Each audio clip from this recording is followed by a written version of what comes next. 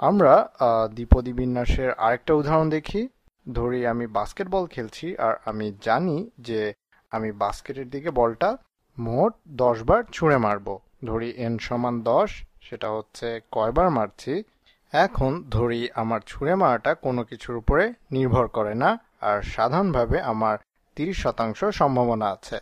আমরা এখানে খুঁটিনাটি বিষয় নিয়ে মাথা ঘামাচ্ছি না, মানে কোথা থেকে মারছি নাকি দাগের বাইরে থেকে মারছি এটা কোনো ব্যাপার না।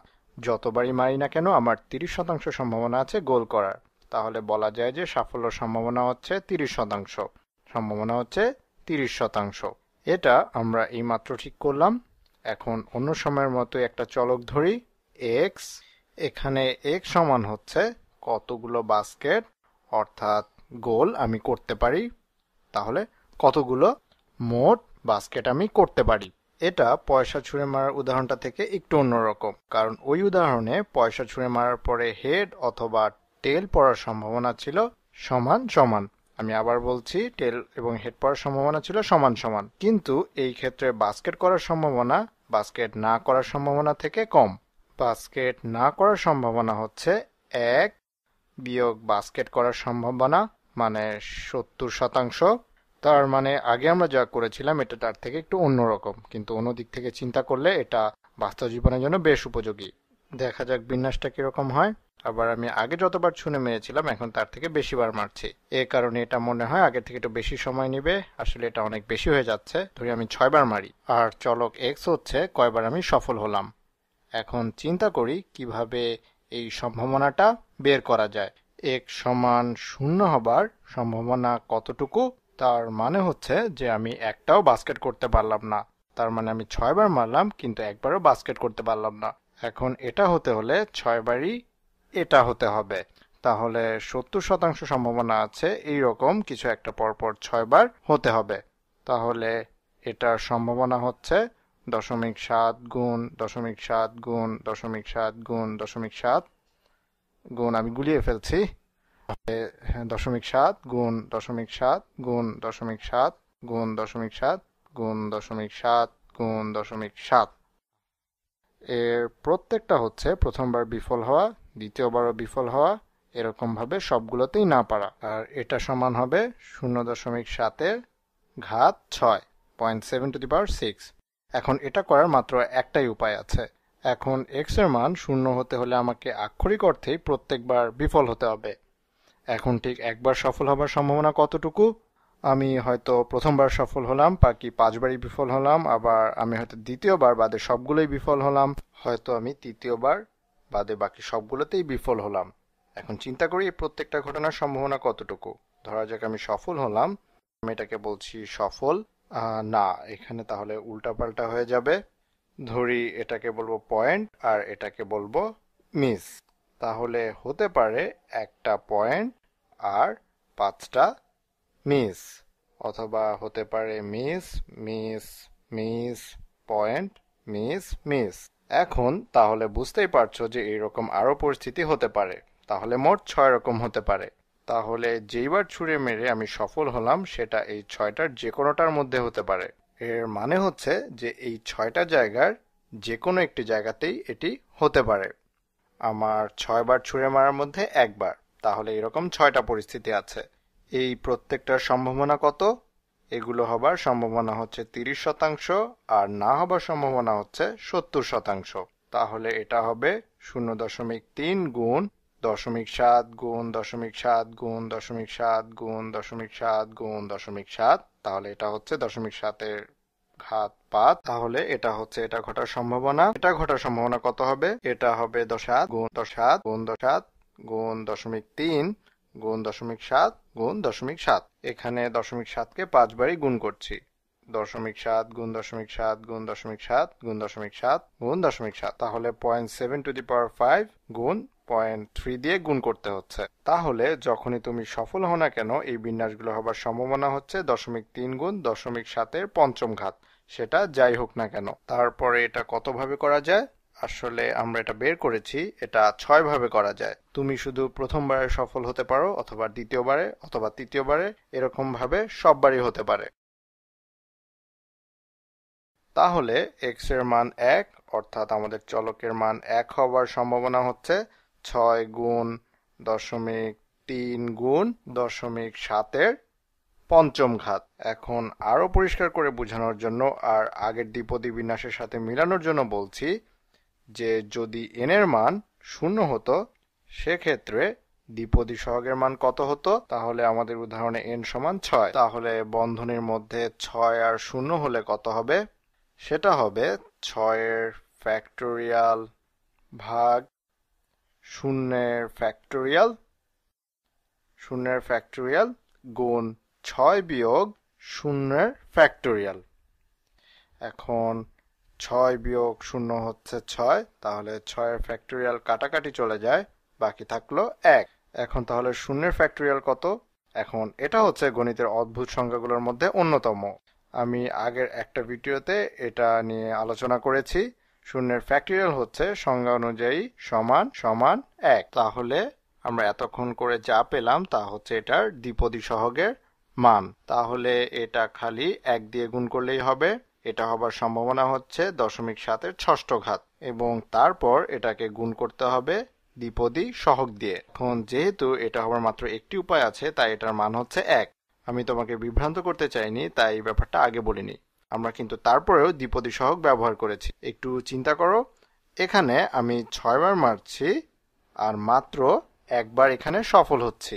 তাহলে বন্ধনীর মধ্যে 6 আর 1 হলে এর মান কত হয়? সেটা হচ্ছে 6 এর ফ্যাক্টোরিয়াল ভাগ 1 এর ফ্যাক্টোরিয়াল ভাগ 6 বিয়োগ 1 এর ফ্যাক্টোরিয়াল। তাহলে 6 এর ফ্যাক্টোরিয়াল ভাগ 1 এর ফ্যাক্টোরিয়াল, এর মান যেহেতু 1 তাই ওটা বাদ দেওয়া যায়, ভাগ হবে 5 এর ফ্যাক্টোরিয়াল দিয়ে। তাহলে এটার মান কত হয়? 6 গুণ 5 গুণ 4 গুণ 3 গুণ 1 ভাগ 5 গুণ 4 গুণ 3 গুণ 1, বাকি থাকছে 4টা 6। এখান থেকে আমাদের 6 পেয়েছি। আমি এখানে খালি দেখাতে চেয়েছি যে আমরা এখনো দ্বিপদী সহগ ব্যবহার করছি। এটা হচ্ছে বন্ধনীর মধ্যে 6 এর 1, এরপর এটাকে গুণ করব এগুলোর যে কোনো একটা হবার সম্ভাবনা দিয়ে। আমরা এর আগে সেটা বের করেছি, একবার সফল আর বাকি 5 বার বিফল। চলো যাওয়া যাক। আমার ধারণা এটা তুমি তাড়াতাড়ি বুঝতে পারবে। এখন তাহলে ঠিক 2টা পয়েন্ট হওয়ার সম্ভাবনা কতটুকু হবে?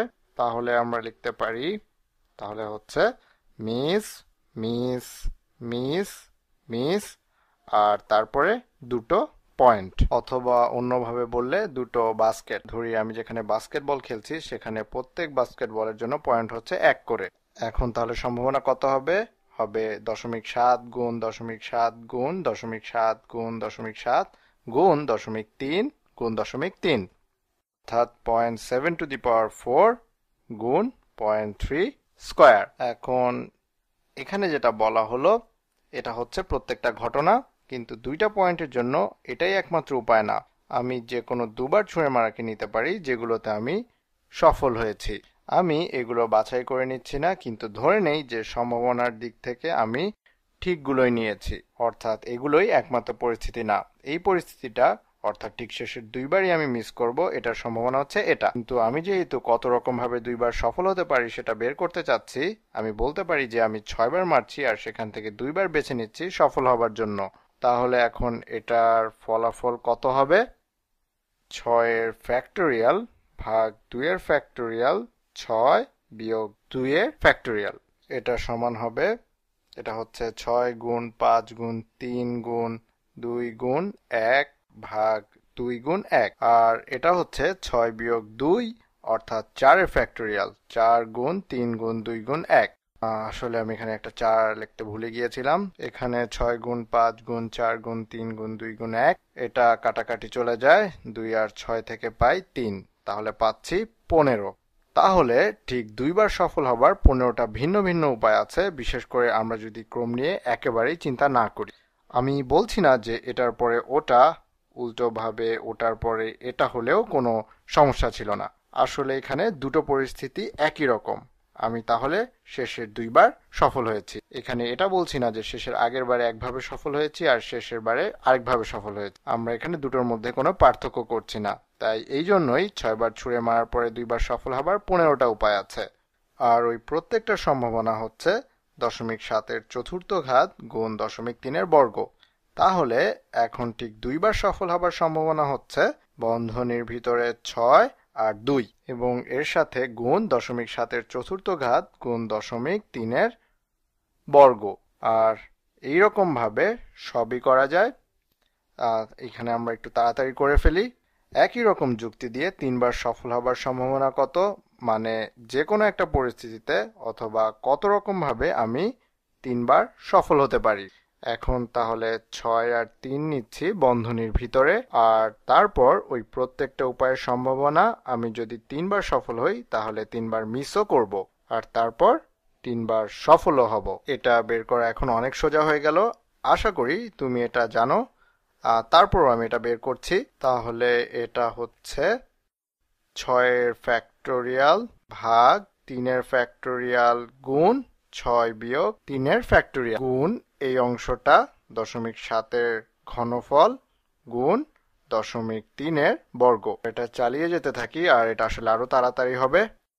4বার বাস্কেট করার সম্ভাবনা হচ্ছে আমি 6বার মারবো আর তার মধ্যে 4বার সফল হব। তার মানে 6টা থেকে 4টা নিতে হবে।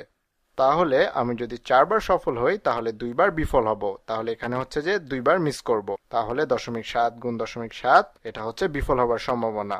তারপর 4বার সফল হব। তাহলে 0.3, কারণ 30% সম্ভাবনা হচ্ছে সফল হবার। তাহলে 4বার সফল হলে 0.3 এর ঘাত হবে 4। তো যে কোনো একভাবে 4বার সফল হতে হলে এটা হচ্ছে তার সম্ভাবনা, আর এটা হচ্ছে কত রকম ভাবে এটা হতে পারে। তাহলে এটার সমান হবে 6 এর ফ্যাক্টোরিয়াল ভাগ 4 এর ফ্যাক্টোরিয়াল গুণ 6 বিয়োগ 4 এর ফ্যাক্টোরিয়াল। তারপর গুণ হবে 0.7 এর বর্গ গুণ 0.3 এর ঘাত 4, আর এটা হচ্ছে 2 এর ফ্যাক্টোরিয়াল।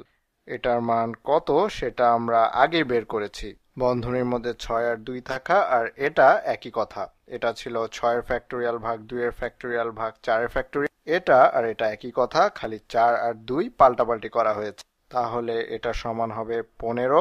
যাই হোক, এটা মনে হয় পরের ভিডিওতে করাটা ভালো হবে, কিন্তু খুব তাড়াতাড়ি এগুলোর মান বের করা যাক। এক্স এর মান 5 হওয়ার সম্ভাবনা কত? আমি 5বার বাস্কেট করেছি, তাহলে 6বারের মধ্যে 5বার গুণ 0.7।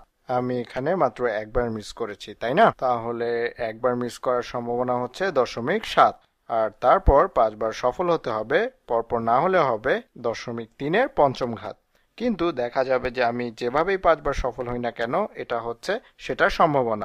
আর এত রকমের, অর্থাৎ বন্ধনীর ভিতরে 6 আর 5 হলে এত রকম ভাবে 5বার সফল হওয়া যায়। আমি প্রথম 5বার বাস্কেট করলাম, শেষবার মিস করলাম, অথবা আমি শেষে 5বারই সফল হলাম। এরকম নানাভাবে হতে পারে। আর শেষে x সমান 6 হবার সম্ভাবনা কত হবে? আমি প্রত্যেকবারই সফল হলাম। তার মানে হচ্ছে 6বারের মধ্যে 6বারই। কত রকম ভাবে আমি 6টা জিনিস থেকে 6টা তুলতে পারি? এটা আসলে একভাবেই হতে পারে।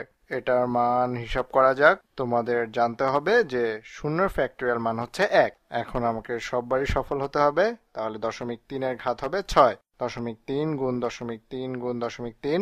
যাই হোক, আমার সময় শেষ হয়ে গেছে। পরবর্তী ভিডিওতে তোমাদের সাথে আবার দেখা হবে।